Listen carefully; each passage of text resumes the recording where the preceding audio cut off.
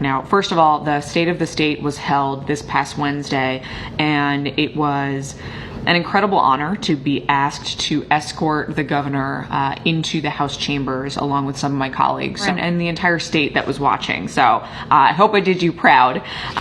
The first big thing that we want to talk about is the roads. This is a continuing theme from last year. As a new legislator last year, I was really disappointed that we didn't see a budget that solved for the new revenue needs that we need. I saw a poll recently that was conducted by the Detroit Regional Chamber that says that most Michigan residents believe that the state has enough money to fix the roads, and that it is a problem of efficiencies and bloat, and that if we just kind of cut the fat, we would be able to do this. But multiple independent audits from organizations outside of the government have shown that we are significantly short on revenue.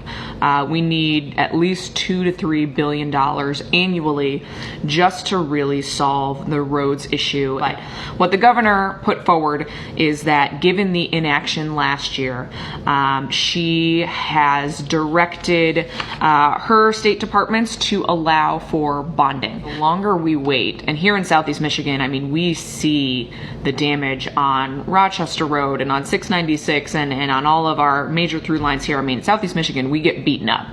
This is where we've got heavy trucks, we've got a lot of traffic, we are the economic driver for the state, and we see that.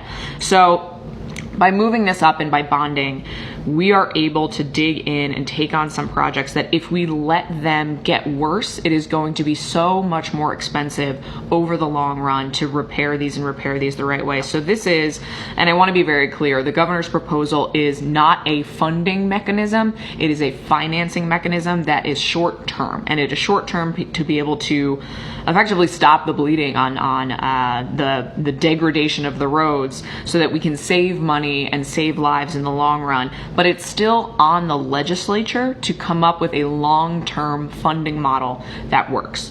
A few other things that I want to highlight from the State of the State address.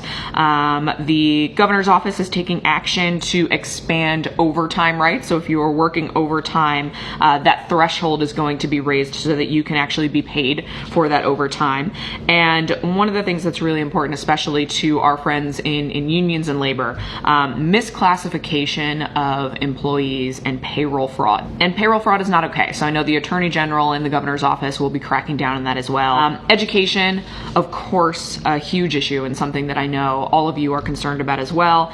We have so much work to do. We've got to work to make sure that the third grade reading law does not negatively impact kids and families. Holding kids back a year is not the solution to this problem, and we know that the one-size-fits-all approach doesn't work, so we will continue to push for a more equitable funding model. And something that I am taking on personally is pushing back on a lot of incentive programs, corporate incentive programs that are robbing from the school aid fund. We've got to make sure we are funding schools appropriately, and that's something that I'm going to be working on moving forward.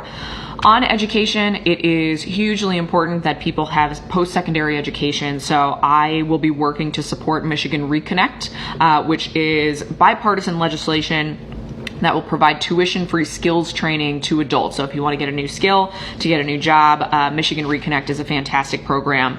It's modeled after some very, very successful programs in other states. I met with a number of businesses in Lansing recently who are doing really, really incredible things in the automotive space and the aerospace industry.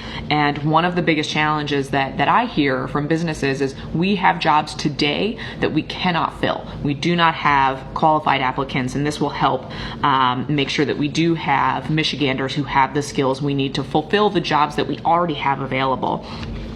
And then healthcare. So you may have noticed the governor talked quite a bit about maternal health care.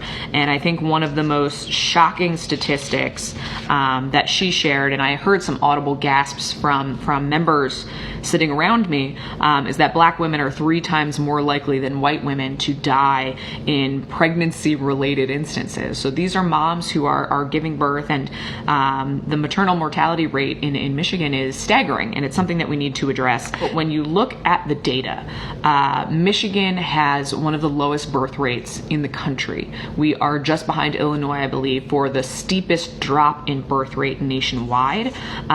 We do not have enough people moving into the state. Domestic migration is hurting, and our inability to grow our population or sustain it is really going to hurt our state as we have more and more residents hitting retirement age and getting out of the workforce. So I know this seems like it focused on just moms, but women's issues are everybody's issues, and this is an economic issue. And if we can become a state that supports mothers and supports families and is a very attractive place for people to stay and think about starting to have kids and raise a family, then that is going to help us economically, and it is critical that we do that. So I am really, really pleased that that was a part of the speech. So thanks so much.